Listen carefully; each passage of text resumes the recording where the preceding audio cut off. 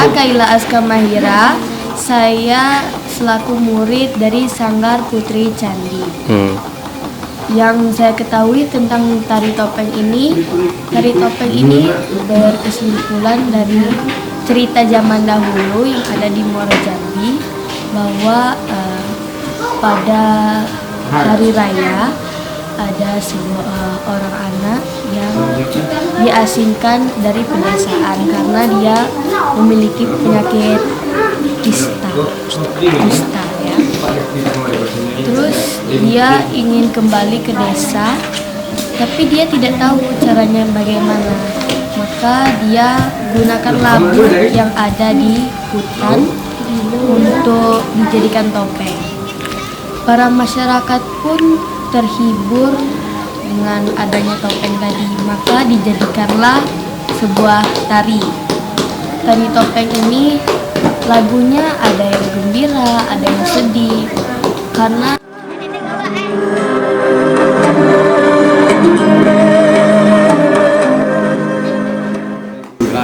topengnya seperti ini.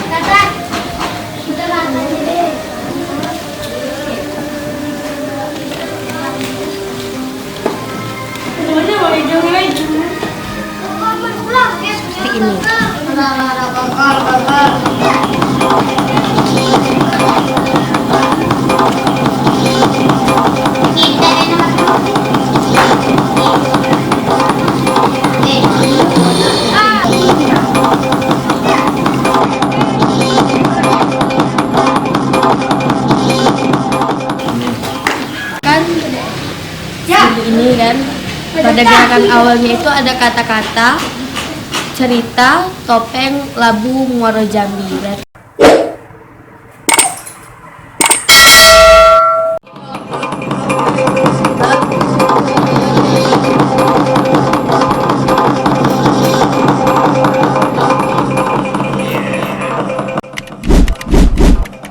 Senang rasanya berada di tengah-tengah kegiatan aktivitas sekolah alam raya.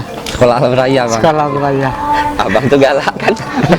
Sekolah alam gaib, sekolah timba. Kok trauma ya? Jadi ini kan aktivitas anak-anak hari ini kan topeng. Bisa sedikit cerita, sedikit aja, nggak usah panjang-panjang sampai 2 halaman, nggak usah. Apalagi skripsi jangan. Saya ngomong dikit aja. Kalau kau ngomong panjang, kau pula jadi dosen. Harus cukup ayam hitam. Kalau kau ngomong panjang, kau pula jadi dosen. Harus cukup ayam hitam, bulu kopinya. Itu susah. Tadi diantara minta pula di siko. Pandai nih kan kau. Bisa ceritakan sedikit tentang the Dance of Mars. Labu. Bukan labu. Labu tuh bahasa pumpkin. Kalau bahasa kumpenya pumpkin. Iya. Jadi yang dilakukan hari Iko, Bang, ya, berkaitan topeng labu. Kalau yang tetap yang melatar belakangi metode pembelajaran hari Iko di kreasi topeng labu, itu tetap ada pada kebudayaan. Jadi Muaro Jambi ada seni budaya yang dipertunjukkan 1 tahun sekali di pas hari raya Idul Fitri, itu topeng labu itu. Topeng labu? Iya. Memang ada sejarahnya? Memang dalam hikayatnya. Nah, kalau itu hikayat seorang pengembara popcorn. Kalau popcorn jagung. Popcorn. Keren-keren. Iya, hikayat ya. Cerita rakyat. Katanya Muaro Jambi dulu ada wabah di masa itu kusta. Wabah kusta. Iya, wabah kusta. Kalau orang Jambi nyebutnya ada yang kukut, iya. Ada yang nyebut kukut, ada yang menyebutnya toun. Nah, iya, itu di riwayat-riwayat zaman-zaman Nabi itu kalau tidak salah ada kisah itu, Bang. Betul, tapi kalau toun itu penyakit yang sangat mematikan. Iya, penyakit jahat. Iya, bukan analoginya bukan sampai ke toun ya, sampai ke kusta bata kusta. Wabah kusta, ya kusta. Iya. Nah, pada masa itu dikisahkan orang yang terkena wabah itu tidak bisa hidup berdampingan dengan masyarakat umum yang tidak terjangkit. Katanya itu penyakit kutukan bisa menular gitu. Nah, pada masa itu diasingkanlah orang yang terkena kusta itu dengan istilah orang kampungnya nyebutnya ngutan. Jadi terisolir, ya ngutan. Jadi terisolir di hutan, lagi dibagi bekal kan, tapi komunikasi tidak bisa jalan. Kalau kita Oh, seperti kisah Nabi Ayub. Iya. Iya. Kalau kita analogikan pada masa-masa COVID dulu, physical distancing. Physical distancing, Karena jaga jarak. Jaga jarak. Karena saya waktu itu sempat juga kan bagi materi tentang labu kaitannya dengan COVID gitu. Iya. Dan Tapi labunya ada. labunya ada. Kan bahan baku tuh. Iya. Untuk jadi topeng. Untuk jadi topeng. Waktu Covid itu. Waktu COVID itu ada. Lapanin labunya. Nah, labu di Muara Jambi itu kan karena Jambi pada 2024 awal itu banjir selama 4 bulan itu kan. Sudah itu kemarau lagi. Biasanya kan ditanam oleh petani. Nah, pada masa itu pertanian tidak stabil kan. Nah, labu itu makin mengurang karena dia bukan komoditi yang khusus untuk buat topeng itu, tapi untuk bahan lauk di tengah masyarakat itu di waktu bersawah itu kan. Iya. Jadi memang tidak difokuskan itu buat topeng ini. Iya. Padahal yang buat topeng itu yang sudah kering. Ya, Iya. memanfaatkan sisa kulit kan. Iya. Sisa kulit itu. Nah, terus di waktu Lebaran yang penderita kusta punya rasa rindu dengan sanak kerabat dan baliklah dia ke tengah kampung mengarak diri. Dan ketika dia mengarak diri pakai keranjang, masyarakat banyak yang bagi makanan, minuman di dalam keranjang tuh, Bang. Bekal ya. Bekal. Nah, Itu balik lagi ke pengasingan. iya, masyarakat enggak tahu sih, Bang. Masyarakat cuma menganggap ini hiburan baru nih, atraksi. Dia tidak tahu bahwa itu menyembunyikan. Nah, jadi dari kisah itu nilai yang bisa diambil bahwa kesetaraan manusia itu di hadapan Tuhan. Nah, kesetaraan manusia tentang hak azazi manusia. Nah, jadi mengisolir orang itu, menyingkirkan orang dari kehidupan kita itu tidak boleh sebenarnya.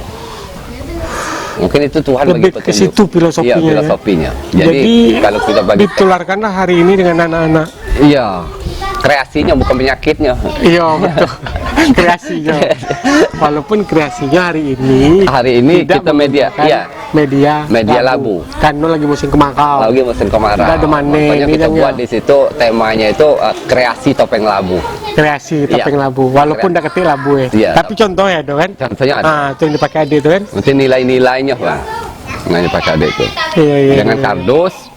Kardus ini kaitnya kan kita juga ngasih arahan bahwa limbah di tengah masyarakat yang kita anggap limbah itu bisa dimanfaatkan. Kardus sudah punya banyak peran, dari pengantar paket, media untuk paket tanpa kardus. Betul.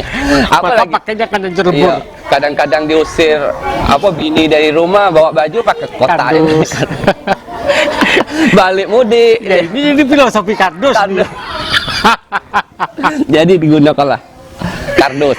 Iya, Gitu. sebagai media ya. Sebagai media. Nah, harapannya kan peserta didik yang sekolah formal juga punya ini, Bang, kreativitas, mengisi hari Minggu itu dengan hal positif lah. Iya. Oke.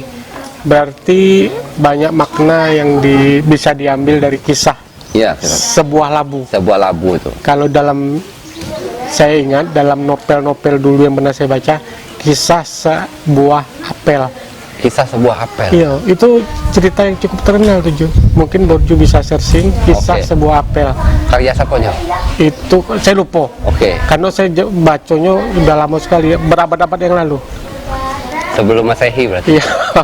Tapi kalau di searching di Iya, Google ada tuh kisah sebuah apel. Itu penuh kisah inspiratif. Tapi kisahnya tidak sedramatis yang kisah labu ini. Dia cuma menunjukkan kisah sebuah apel itu bagaimana dia mencari dan menemukan apel sebagai untuk mengganjal perutnya. Oke. Fakir miskin. Bagi kita berbagi literatur, Bang. Saya juga bagi literatur untuk Abang untuk menjalani hidup itu ada sebuah buku Iya. karya dari Ajahn Brahm. Nah, mungkin kawan-kawan bisa searching juga cacing dan kotorannya. Kita taruh di template atas aja lah. Iya. Cacing dan kotoran. Iya, cacing dan kotorannya.